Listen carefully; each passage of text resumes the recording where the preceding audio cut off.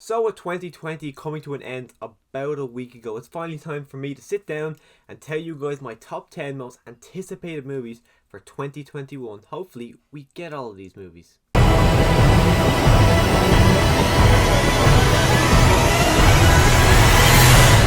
So before I get into the actual top 10, I want to get into some honorable mentions. First up is Top Gun Maverick. Been a Top Gun fan for a majority of my life. Really excited for the sequel. Hopefully it lives up. Actually got the 4K release of Steelbook there a couple of months back. So hopefully this movie lives up to the hype. I've also got Black Widow, another movie that was supposed to come out in 2020, got pushed into 2021. One of these movies that just at this stage I just want to see it. The trailers haven't really blown me away. I've never really been one of those guys who really wanted a Black Widow movie, even when it was kind of hinted at back in 2018. I was never really pushed for it, but just at this stage I just think it's a movie that I just want to see at this stage. I want to see how good it is.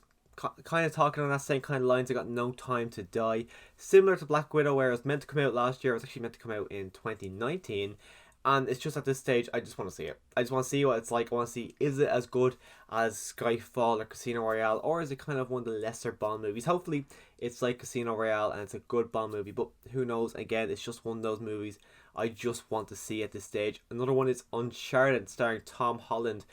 This is just one that I'm so curious. I love the games. I love the character of Nathan Drake. Tom Holland is such a fantastic actor. I'm looking forward to seeing if he can actually do Nathan Drake. When I first heard the casting, I wasn't that interested. Then I seen a set photo, which I think kind of blew everyone away, of how good he looked in Nathan Drake. So hopefully we do get it in 2021, and hopefully it's good, and hopefully it kind of starts off a franchise of good Uncharted movies. Then my last honorable mention is The Forever Purge. Besides the first Purge movie, I'm actually a massive fan of this franchise. I think 2 through 4 are all good, enjoyable action movies, and the fact that this one's going to be the Forever Purge, telling the story of just a continuously kind of a year-long purge, just sounds really interesting. I'm actually looking forward to seeing what Blumhouse does with this so-called final installment in the Purge franchise. But that is my honorable mentions. Let's go on to number 10. Coming in at number 10, I've got Ghostbusters Afterlife. If you've seen my ranking of my top 10 most anticipated movies of 2020 last year, 2 of them came out as far as I know. But if you've seen that review or that ranking last year, you know that Ghostbusters Afterlife was actually my most anticipated movie for this year. Unfortunately, as everyone knows, we didn't get that movie last year, so it's in my ranking for this year, but it's coming in 10th place. One of the reasons it is the fact that there's been so little marketing that I actually completely forgot about this movie until I searched movies coming out in 2021.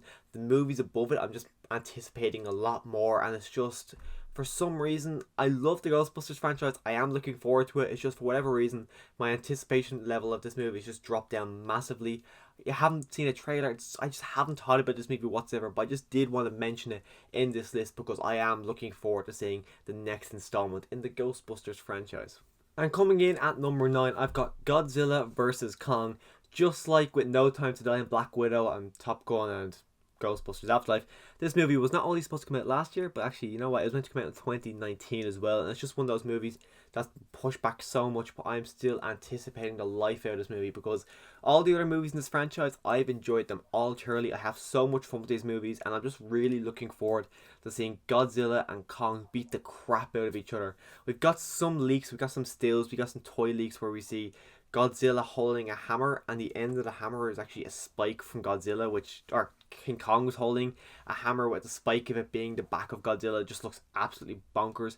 I'm really anticipating it, just for the simple reason of them beating the crap out of each other. That's the simple reason I'm looking forward to this movie. So hopefully we do get it in 2021. Hopefully they don't push it back, making it 25, 6, 7 times.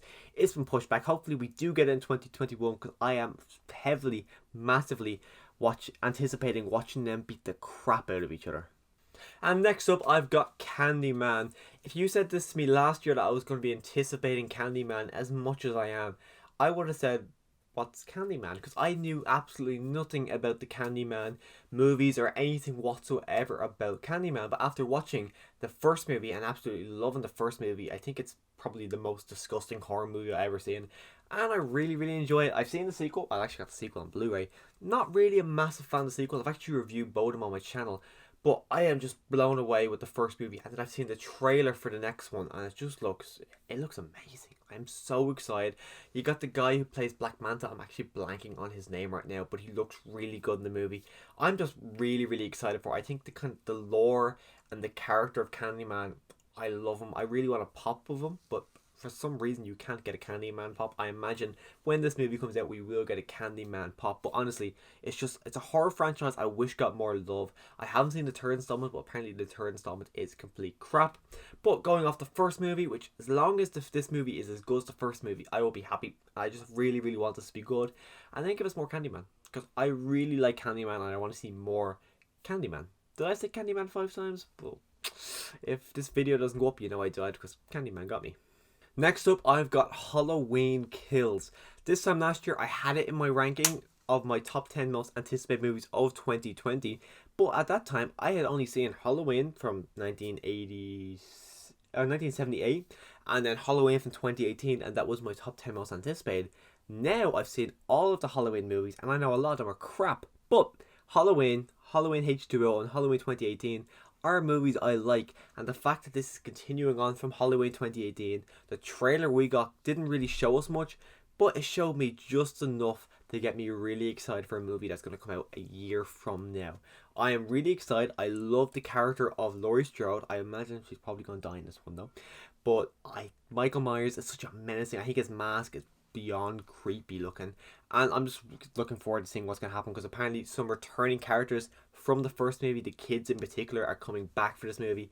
I don't know an awful lot about this movie, but it's a Halloween movie. I'm looking forward to seeing a Halloween movie, and this is the only one on my list that we're 100% guaranteed to see, because Jason Blum himself, head of Blum Studios, has said that no matter what, we are getting this movie in 2021.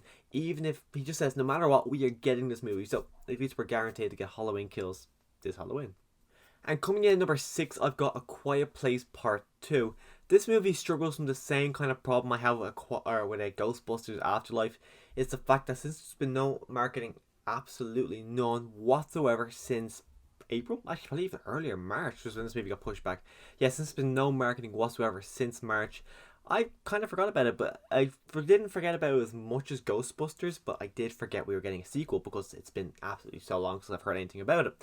But this movie, again, I'm just anticipating the life of it. This movie, A Quiet Place, I think was one of my favourite. I think it was definitely in my top 3 of 2018. I love it. I love seeing what John Krasinski was able to do with that movie. Literally just having a nail being a horrifying element, I thought was a fantastic way. Seeing our characters are going to be going out into the world more. Seeing Cillian Murphy appearing in this movie, Emily Blunt and the kids. Really looking forward to seeing what John Krasinski does next with this franchise as well. They're actually working on a third installment at the moment, so just kind of really plants it in the ground that this is a good movie as well.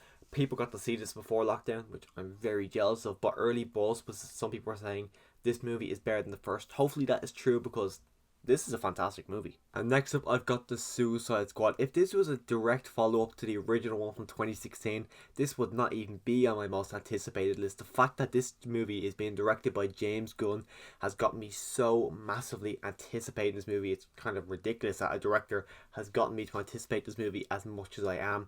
Even though I wasn't a fan of Guardians of the Galaxy Volume 2, it's actually kind of one of my least favourite Marvel movies. But I love Guardians of the Galaxy, and him as a person, I just kind of like James Gunn, so I'm looking forward to seeing what he does with the Suicide Squad, especially because Warner Brothers said he can do whatever he wants, and he decided to do a Suicide Squad movie. That gets me excited as well. The cast, you got Peter Capaldi, a Doctor Who, is going to be part of the Suicide Squad. You got Michael Rooker, of course, he's going to come up. You got John Cena. So many amazing people. I'm actually looking forward to being part of the DCEU. So I'm really looking forward to seeing what James Gunn does with the Suicide Squad. That's why it just had to be somewhere on my top 10 most anticipated movies of 2021. And coming out number 4, I've got The Conjuring Tree, The Devil Made Me Do It. One thing that kind of makes me a bit nervous about this movie is the fact that it's the first Conjuring movie that's not going to be directed by James Wan. It's actually going to be directed by the guy who did the spin-off movie of The Conjuring, The Curse of La Llorona, which wasn't really a massive fan of it.